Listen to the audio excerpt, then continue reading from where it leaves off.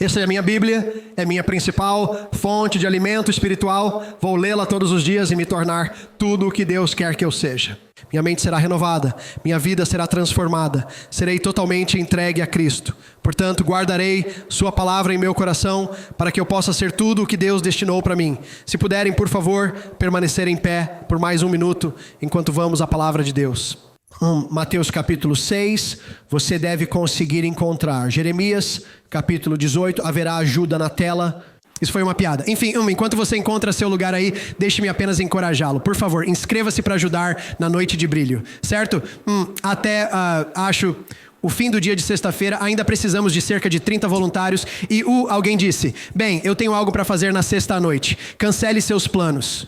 Eu não estou nem tentando ser engraçado. Estou falando sério sobre isso. Você diz, o que você quer dizer, pastor? Bem, eu tenho isso. Cara, eu tenho aquilo. Quantos de vocês sabem que às vezes você deve se incomodar por Deus? Esse é o problema com a religião, é o problema com a igreja. Que é que estamos tentando encaixar Deus em algo conveniente. Opiniões em nossas vidas. Estamos tentando fazer Deus caber em nosso paradigma, nossos desejos, nossas vontades, todo esse tipo de coisa. Não sei de onde tiramos esse tipo de cristianismo. Não é cristianismo bíblico. Bíblia, cristianismo é Deus em primeiro lugar. Amém. Pastor, você está tentando nos deixar culpados? Não, eu só estou ensinando a palavra de Deus e se isso tocar sua alma e tocar seu coração, que assim seja. Amém. Então precisamos de ajuda, certo?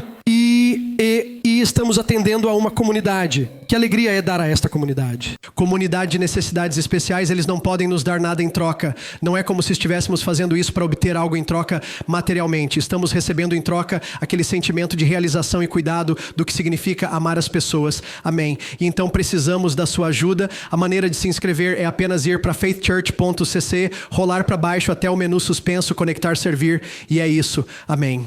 Mateus capítulo 6, versículo 6 diz: mas você, quando orar, entre no seu quarto e quando fechar a porta, ore a seu pai que está em segredo, e seu pai que vem em segredo te recompensará publicamente. Jeremias capítulo 18, versículo 1.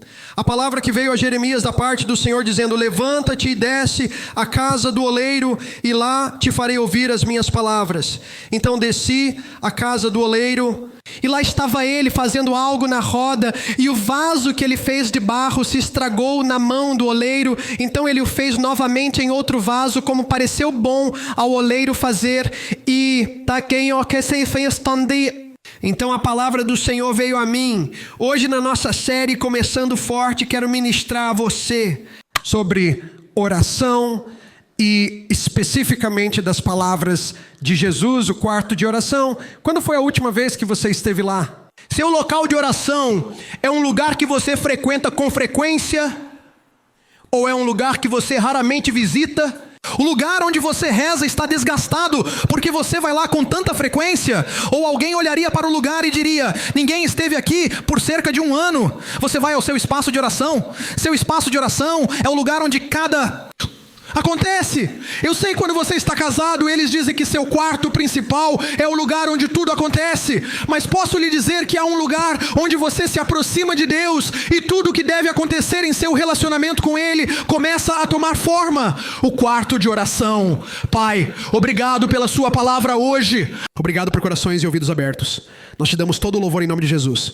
E todos disseram amém. Vocês podem se sentar. Alguém disse uma vez isso, eles disseram: oração é a raiz, é a fonte, é a mãe de 1000 bênçãos.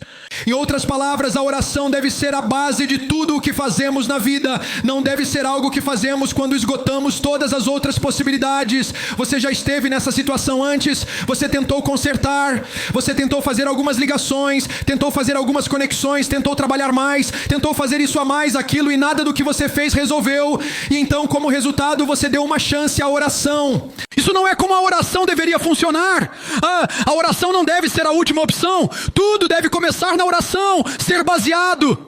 Nasça na oração e seja sustentado pela oração. Infelizmente tratamos a oração como se fosse opcional e desnecessária, quando na verdade é essencial e indispensável em nossas vidas. A oração deve ser valorizada, estimada, respeitada, desejada e nunca esquecida. Jesus disse: os homens devem sempre orar e nunca deixar de fazê-lo. Em outras palavras, isso deve ser regular, fundamental o tempo todo em nossa vida. E quando chegamos ao nosso texto, ele diz: quando você entra no seu closet de oração, não sei. Jesus está presumindo que isso faz parte do nosso cristianismo. Ele está presumindo que isso é um estilo de vida para nós. Para Jesus realmente nos dizer que precisamos orar, seria como: sério? Você não entende isso? É a sua tábua de salvação. E você deve se lembrar de anos atrás, quando saiu um filme. Ele se chamava War Room. Estrelou Priscilla Shriver. E foi um filme no qual ela literalmente esvaziou o armário de roupas em nosso quarto principal, transformando-o em um armário de oração. E o filme inteiro gira em torno de suas visitas frequentes a esse armário de oração para travar uma guerra contra a missão do inimigo de destruir nosso casamento e nossa família. Então ela não aceitava um não como resposta. Ela disse: Satanás, quantos de vocês sabem que Deus disse: o que Deus uniu, o homem não separe? Você não precisa adivinhar qual é a vontade de Deus em certas situações na vida. Tudo o que você precisa fazer é ler a Bíblia. E a propósito, se você está recebendo uma resposta diferente de Deus do que o que a Bíblia diz, você está ouvindo um Espírito, mas não é o Espírito Santo. E ela não ia aceitar um não como resposta. Ela continuava indo para seu armário de oração, e estava travando uma guerra no Espírito. Aliás, é assim que lutamos nossas batalhas. O mundo luta com coisas que são carnais. Nós lutamos com coisas que são sobrenaturais. As armas da nossa guerra não são carnais, mas poderosas em Deus para a destruição de fortalezas e de toda altivez que se exalta contra o conhecimento de Cristo. Tudo que é contrário a Cristo é derrubado em oração. Há tantas coisas que eu poderia compartilhar com você sobre oração. Vou te dar um par de exemplos bem rápidos para aguçar seu apetite. Primeiro, a oração desarma os planos do inimigo. A oração desarma os planos do inimigo. Muitas vezes esperamos que os planos do inimigo cheguem à nossa porta. Podemos derrotar os planos do inimigo antes mesmo que eles cheguem. Quantos de vocês conhecem o capítulo 6 de Efésios? Um ótimo capítulo sobre a armadura espiritual que Deus nos deu. Ele fala sobre um monte de coisas. Ele olha para, você sabe, o soldado romano. Paulo está na prisão e está olhando para ele. Ele diz: o capacete da salvação, isso é uma arma. A espada do Espírito, isso é uma arma. Os sapatos da paz, isso é uma arma. A couraça da justiça, isso é uma arma. O escudo da fé, isso é uma arma. O cinto da verdade, isso é uma arma. E ele fala sobre toda a armadura espiritual e nunca menciona a lança ou o dardo do soldado romano. Mas termina o capítulo, ou a discussão sobre armas espirituais com isso: e orando sempre com toda oração e súplica no Espírito. Bom, sobre o que é isso? Aquilo é a lança. Essa é a única parte do armamento que não é mencionada. Mas e é assim que é mencionado. É algo que você deve lançar. É o que eles fizeram com a lança para atingir o inimigo antes que o inimigo se aproxime. Muitos de vocês estão esperando as coisas chegarem quando poderiam desarmar as coisas antes que cheguem. Quantos de vocês sabem que a oração desarma os planos do inimigo em nossas vidas? Mas então a oração nos faz parecer mais inteligentes do que realmente somos. Olhe para o seu vizinho e diga: você poderia usar isso aqui? Preste atenção. A oração nos faz parecer mais inteligentes do que realmente somos.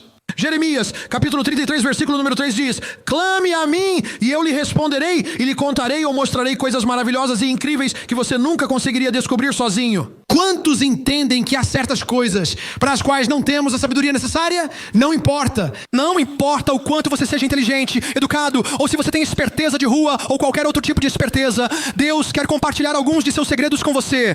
Segredos sobre como você pode mudar a situação. Segredos de como você pode ver mudanças na sua família, mudanças nas suas finanças, mudanças em um hábito. Seja usado por Ele. Segredos de como você pode ver e experimentar a glória de Deus. Mas esses segredos são compartilhados apenas no lugar secreto. Aquele que habita no esconderijo do Altíssimo, à sombra do Todo-Poderoso, descansará. Direi do Senhor: Ele é minha rocha e minha fortaleza, meu Deus, nele confiarei. Você não descobre os segredos de Deus sem ir ao lugar secreto. Esse é o seu armário de oração. Dá-lhe a sabedoria que você precisa. Torna você mais inteligente do que é. A oração nos poupa tempo. Muitas pessoas, elas não oram porque não têm tempo. Bem, você sabe, eu já acordo cedo o suficiente. Eu já chego em casa depois de... Eu tenho tantas coisas, eu tenho 10 filhos, e você sabe, eu tenho 2 empregos, e eu tenho isso e aquilo e mais outra coisa, e todas essas tarefas de casa, e todas essas tarefas. Quando vou encontrar tempo para rezar? Rezar não está custando mais tempo, está te economizando tempo. Quando você se levanta e ora, isso estica seu tempo.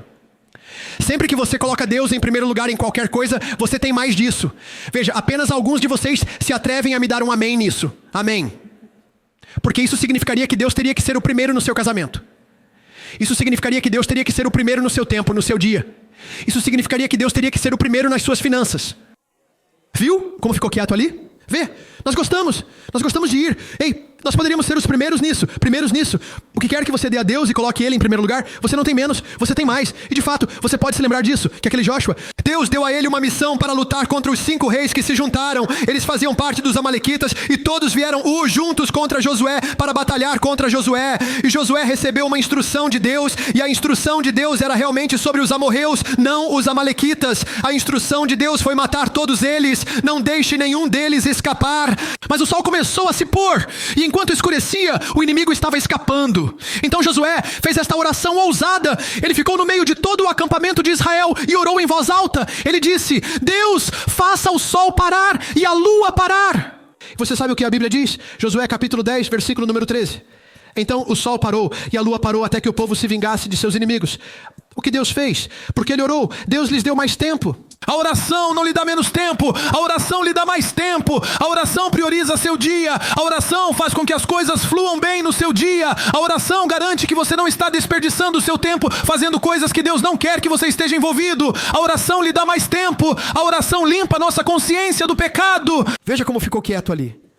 Fica quieto na igreja quando você fala de pecado, porque você não ouve mais falar de pecado na igreja. Pecado não é algo para brincar. Pecado não é algo de que devemos nos sentir bem. Pecado não é algo que devemos temer. Bem, você sabe. A graça de Deus me cobre. Essa não é a atitude em relação ao pecado. Jesus, logo depois de falar sobre nosso lugar de oração, em resposta ao pedido dos discípulos para ensiná-los a orar, dá a eles e a nós, por extensão, o grande modelo de oração conhecido como o Pai Nosso. E nele, ele diz: quando você orar, ore assim: perdoe-nos as nossas dívidas, assim como perdoamos nossos devedores. A oração faz por nós o que a primeira epístola de João, capítulo 1, versículo 9, promete a nós que, quando diz: se confessarmos nossos pecados, Ele é fiel e justo para nos perdoar de nossos pecados e nos purificar de toda injustiça. Oh, que sensação em nossas almas quando saímos do nosso lugar de oração, consciência limpa, pecados lavados, fardos aliviados, poder de Satanás quebrado, ansiedade trocada. Não há mais culpa, a vergonha foi derrotada. O que pode lavar meu pecado? Nada além do sangue de Jesus. E quando você entrar no seu quarto de oração, você encontrará que sua carne será derrotada, e você andará e viverá no Espírito, e não passará seu tempo na lama e sujeira do pecado. O pecado vai te prender mais do que você quer ficar. Custa mais do que você está disposto a pagar. Deus quer nos limpar do pecado. Posso lhe dizer, alguns de vocês foram transformados pelo pecado. Você deve ser transformado pelo Espírito Santo. Se alguém está em Cristo, é uma nova criatura. As coisas antigas passaram. Veja, tudo se fez novo. Você deve realmente precisar ouvir isso, porque isso nem está nas minhas anotações. Mas em vez de ser transformado pelo Espírito de Deus, você cedeu à carne e está vivendo na carne, e isso transformou tudo sobre você. Isso transformou sua mente de modo que você nem consegue ouvir o que Deus quer que você diga, porque sua mente está tão convencida de que o que sua carne quer é o que Deus está realmente instruindo você a ter. Você foi enganado por causa do seu pecado. Seu semblante foi transformado. Quando você vive em pecado e é cristão, fica bravo o tempo todo. Você está sempre de mau humor. O fruto do Espírito não pode se manifestar na sua vida. O fruto do Espírito é amor, alegria, paz, longanimidade, paciência, bondade, benignidade e autocontrole. Mas quando você vive em pecado, você fica bravo. Quem você foi criado para ser. Você domina quem você é em Cristo, e um novo você emerge. Se você ler os escritos de C.S. Lewis, ele fala sobre o lagarto da luxúria. Como isso nos transforma em algo que Deus nunca nos criou para ser. Você perde sua alegria. Simulação. Quando você vive no pecado. Vamos lá. Mas quando você vai para o seu espaço de oração, e quando está na presença de Deus, adivinha o que acontece? Quando você entra na presença de Deus, aquele fluxo purificador do Calvário, aquele forte senso do Espírito de Deus, aquele forte senso do que Deus fez por você, de repente te invade, e você não pode viver no pecado, você não pode permanecer no vômito do qual foi liberto. É hora de ir para o quarto de oração. Número 5, o closet de oração nos enche de alegria. Até agora, disse Jesus, vocês não pediram nada em meu nome. Peçam e receberão, para que sua alegria seja completa. Alegria completa é impossível, ouçam-me. É impossível que alguém não esteja cheio de alegria ao passar tempo na presença de Deus. É impossível. Pastor, eu não sei porque sempre há esse peso sobre mim. Parece que você não está rezando o suficiente. Pastor, eu não sei porque, você sabe, eu sempre pareço, você sabe, não consigo superar o obstáculo nesta área da minha vida, e você sabe, estou sempre sobrecarregado, e estou sempre, você sabe, incomodado, você sabe, eu sempre tenho, você sabe, eu não sorrio muito, parece que você não reza muito. Não estou tentando ser engraçado, nem estou tentando ser condescendente, mas estou dizendo a você pelo Espírito de Deus que é impossível passar tempo na presença de Deus e não ter a alegria do Senhor, não ter a paz do Senhor, não ter a confiança de Deus, não ter a unção de Deus em sua vida.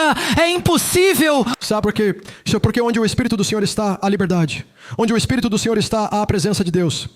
Eu poderia falar muito sobre os benefícios do seu espaço de oração, mas vamos falar sobre o que é o espaço de oração. Em primeiro lugar, é um lugar precioso. Na verdade, a palavra closet, no idioma original, descreve uma câmara interna, muitas vezes de reis. E era onde todos os seus bens mais preciosos eram guardados. Era também um lugar onde eles trocavam de roupa e vestes. E a oração também é isso. Quantos de vocês sabem que trocam de roupa quando entram para orar? Você continua com, as roupas do mundo, mas sai com vestes de justiça. Você entra com o peso disso, daquilo e de outra coisa e sai vestido com a armadura de Deus. Você entra de um jeito, mas sai vestido para impressionar. Você sai parecendo alguém a ser considerado no espírito, mas era um lugar onde o tesouro era guardado. E na linguagem moderna você chamaria de um cofre de segurança. Você sabe o que é um cofre de segurança? É onde as pessoas guardam suas joias, suas relíquias de família, seus certificados de ações, seus títulos de propriedade, seus diamantes, seu ouro e seu dinheiro. Alguém disse, eu não tenho muito disso. Você não reza o suficiente. Olá, quero dizer, você só quer estes fatos. Quando você ora, a vida vai melhorar mais do que nunca. Isso não significa que você vai ficar sem adversidades na vida, mas significa que através de tudo que vier contra você, Deus e você serão capazes de superar qualquer coisa que vier contra você. É para ser o lugar onde está nossa posse mais preciosa. O que Jesus está nos dizendo quando Ele diz, quando você entrar no seu quarto de oração, esse é o lugar onde você está. Vá ao encontro daquele que é o seu maior tesouro na vida, o seu Pai Celestial. É lá que você vai para priorizar Deus. É lá que você vai para se conectar com Deus. É lá que você vai para dizer a Deus o quanto você precisa dEle, que você não pode viver sem Ele. Deus, em Ti eu vivo e me movo e tenho o meu ser. Sendo Deus, eu quero você mais do que qualquer coisa na vida. O seu lugar de oração? Onde está o seu tesouro? E adivinha o que acontece com você quando entra no seu armário de oração? A presença de Deus. A mudança e a transformação da vida acontecem na presença de Deus. É por isso que eu disse há um minuto, é impossível estar em seu armário de oração e não estar cheio de alegria, porque a presença de Deus vai te mudar. Na sua presença, há plenitude de alegria. Quem está mentindo? Você ou Deus? Bem, eu rezo. Bem, se você não tem plenitude de alegria, você não está rezando o suficiente. Bem, quanto eu preciso orar? Até que você tenha plena alegria. Eu não sei qual é a sua circunstância. Eu não sei qual é a sua luta. Aqui está o que eu sei. Algumas lutas exigem que eu permaneça na presença por muito tempo. Deus dura mais do que outras lutas. Algumas coisas eu poderia resolver ficando em sua presença por 30 minutos. Algumas coisas eu talvez precise ficar em sua presença por 2 horas. Eu não sei. Deus não está no nosso tempo. Deus diz, você apenas fique até... Filipenses capítulo 4 diz assim, não se preocupe ou fique ansioso. Ao invés de se preocupar, ore. Deixe que as súplicas e louvores transformem suas preocupações em orações, informando a Deus suas preocupações, antes que você perceba uma sensação de totalidade de Deus. Tudo se unindo para o bem virá e se acalmará sobre você. É maravilhoso o que acontece quando Cristo substitui a preocupação no centro da sua vida. Algo vem sobre você quando você ora. Algo toma conta de você quando você ora. Algo surge de dentro de você.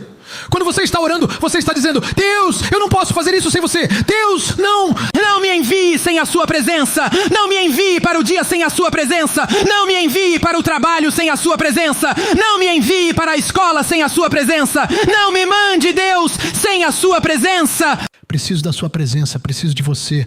Preciso de você mais do que qualquer outra coisa.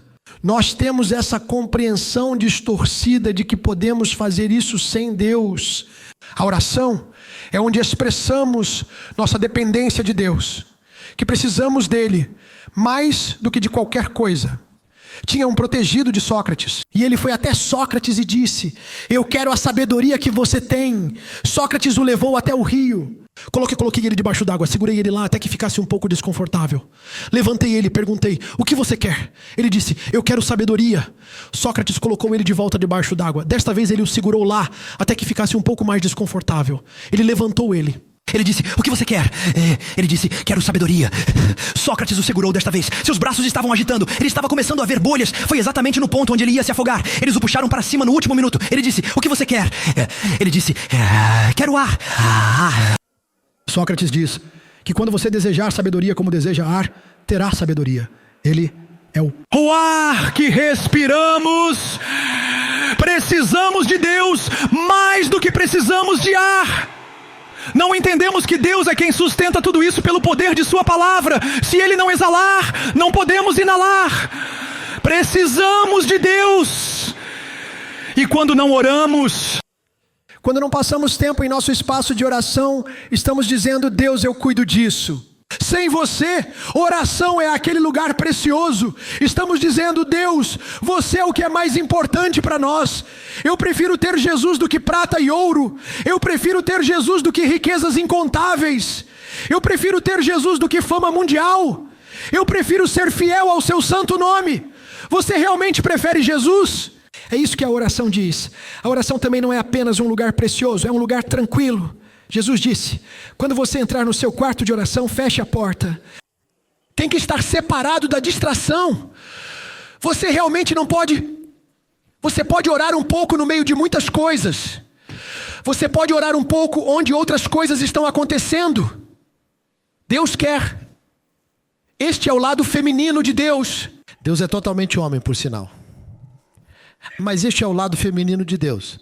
Deus quer atenção total. Você já tentou falar com sua esposa enquanto está olhando para a TV? Eu não sei com que tipo de mulher você vive, mas a mulher com quem eu vivo vai me avisar sobre isso. Ela vai dizer algo como: por aqui, olá, podemos conversar? Posso ter sua atenção total? Deus não está procurando atenção parcial. A propósito, é com Deus que você está falando. Haja como se Ele pudesse dizer algo que você precisa. Haja como se Ele pudesse ter sabedoria que você entende. Enquanto isso, você está falando com Deus com toda essa distração acontecendo na sua vida. É uma zona livre de distrações. É um lugar tranquilo. Veja, o inimigo sabe que nosso relacionamento com Deus é morto pela distração. Morte por distração. Não tenho tempo para rezar, deixe-me ver o tempo de tela no seu telefone. Se todo mundo puxasse, eu não sei se haveria alguém aqui com menos de 5 horas de tempo de tela. O que você quer dizer com não tem tempo para orar? Vamos ser sinceros. A oração não é tão importante para mim, pastor. É por isso que eu não oro. Porque em vez de ficar olhando para meu telefone o tempo todo, eu poderia estar na presença de Deus por metade desse tempo e ver minha vida avançar significativamente. Aleluia, é um lugar tranquilo. Na verdade, havia uma coisa nos tempos medievais chamada morte por distração. Era uma prática dos franceses. Eles pegavam um criminoso muito ruim e amarravam cada um de seus membros a um cavalo. E você pode imaginar o que aconteceria. Ele ficaria distraído. Veja, o inimigo entende que quando você e eu oramos, nós vencemos e ele perde. E assim ele vai enviar distração após distração, após distração, após distração. Deixe seu celular em outro cômodo e vá para o seu quarto de oração. Feche a porta e diga a todos para te deixarem em paz. Você está rezando, aleluia. Mas também e isso é a coisa mais importante. É meu último ponto, mas tem 4 partes. Então não vou terminar tão rápido. É um lugar transformador. Porque, em primeiro lugar, recebemos a força de Deus lá. Lucas capítulo 22, versículo 40. Quando ele chegou ao local, disse: orem para não caírem em tentação. Em outras palavras, Jesus está dizendo aos seus discípulos que isso é o que lhe dará a força que eles precisam para as lutas que enfrentarão. A propósito, Jesus tinha um local de oração. É chamado de Getsemane. E se você ler sobre o Getsemane, ele ia lá frequentemente, e é aqui que ele diz: orem para não cair em tentação.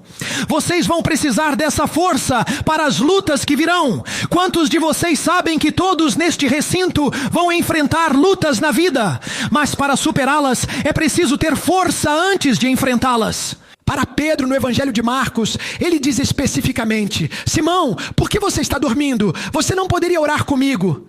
E então ele diz isto: vigie e ore para não entrar em tentação. O espírito de fato está pronto, mas a carne é fraca. Por que ele destacou Pedro? Porque Pedro estava prestes a enfrentar uma luta que ele não conseguiria suportar. Ele estava prestes a enfrentar uma luta que exigiria mais do que uma escolha intencional da parte dele, que exigiria mais do que ele simplesmente dizer: eu decidi que não vou negar Jesus, porque ele já havia tomado essa decisão, mas sua carne era muito forte para ele manter a decisão que sua mente queria tomar. Ele precisava de força para a luta. Jesus estava dizendo: você não precisa falhar, você não precisa cair, mas você tem que orar. Se você quer superar a tentação, se você quer sair da luta, se você não quer ver a tempestade te dominar, você tem que passar tempo no seu local de oração.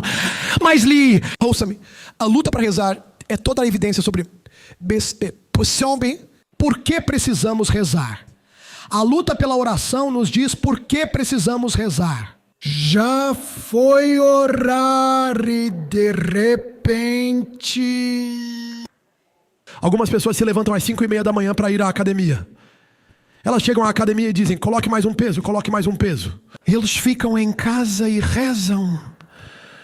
Por que é que toda vez que pretendemos oficina, cozinha, para entrar em nosso closet de oração, de repente esse sono satânico nos acomete? Porque o inimigo sabe que quando você ora, você vence. O inimigo sabe que se você orar, você não perderá a batalha. O inimigo sabe que quando você ora, ele perde o controle sobre sua vida, que o céu se move em seu favor e que a vitória está a caminho. É aqui que você obtém a força para as lutas. É transformador porque é aqui que nos rendemos à sua vontade.